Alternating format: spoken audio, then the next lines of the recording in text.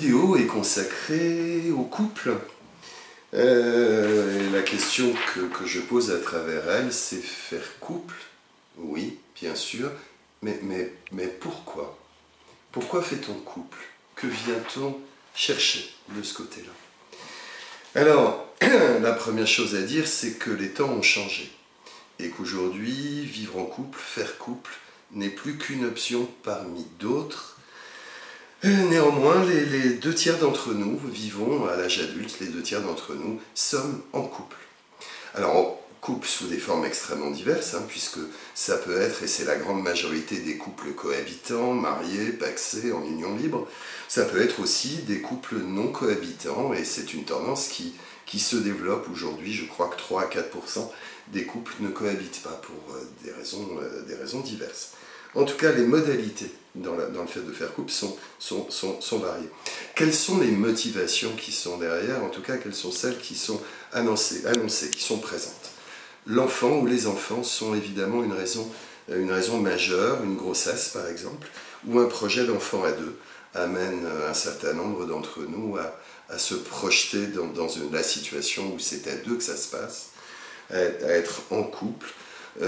J'ai vu un certain nombre de jeunes de cultures différentes pour lesquels le couple était une façon d'échapper ou de quitter sa famille. Ça peut être aussi pour des raisons très matérielles, des raisons financières sur le prix des loyers par exemple, ou quand on est dans le projet d'acheter, pourquoi pas. Ça peut être aussi, toujours dans la version instrumentale, pour des personnes de nationalité étrangère, là, une possibilité un recours possible pour se maintenir sur le territoire. Donc les raisons financières, matérielles ou voire de statut peuvent être derrière cette éventualité. Une raison majeure me semble-t-il, c'est d'éviter la solitude, qui peut peser énormément très jeune, mais qui pèsera forcément les années passant. Et puis évidemment le sentiment amoureux. Si je décide d'être en couple, c'est que je suis amoureux ou amoureuse de ce ou de cette partenaire. Précisément, la question suivante pour moi, c'est comment choisit-on son partenaire? Alors, ce qu'on sait évidemment, c'est qu'il y a une tendance forte à l'endogamie, à choisir un partenaire qui a le même niveau d'études que soi, éventuellement qui fait le même métier, qui vient du même village ou du même quartier, ou de la même culture, ou de la même religion. Il y a quelque chose qui peut... On sait que 25% des couples se sont rencontrés soit en faisant des études ensemble, soit au travail. Donc il y a quelque chose qui est du registre de l'endogamie, mais c'est une tendance qui est en diminution. En tout cas, c'est ce que nous disent les sociologues aujourd'hui. On peut choisir son partenaire en fonction de qualités que l'on recherche chez l'autre et qui nous touchent ou dont on a besoin, de la bonté, de la richesse, de la beauté, de l'intelligence, du prestige, de l'argent, de la personnalité, de l'attractivité sexuelle, de la fidélité, bref, de l'humour. Les raisons sont diverses, elles sont liées à la personnalité de l'autre qui nous va bien. Il peut y avoir à côté de ça un désir de jumélité. Je cherche quelqu'un qui me ressemble suffisamment pour qu'on se comprenne, pour qu'on ne fasse qu'un en réalité.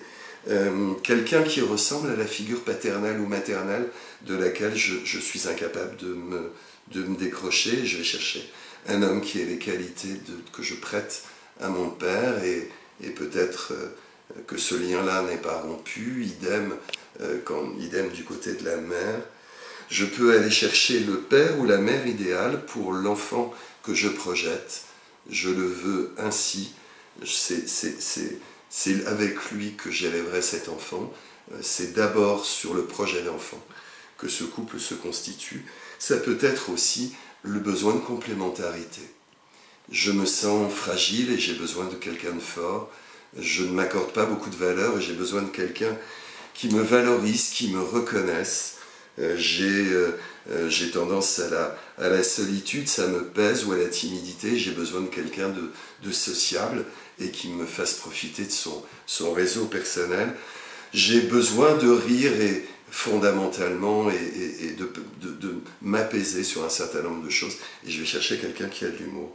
Bref, les raisons, le pourquoi de faire couple, évidemment, amène et pose des scénarios extrêmement divers.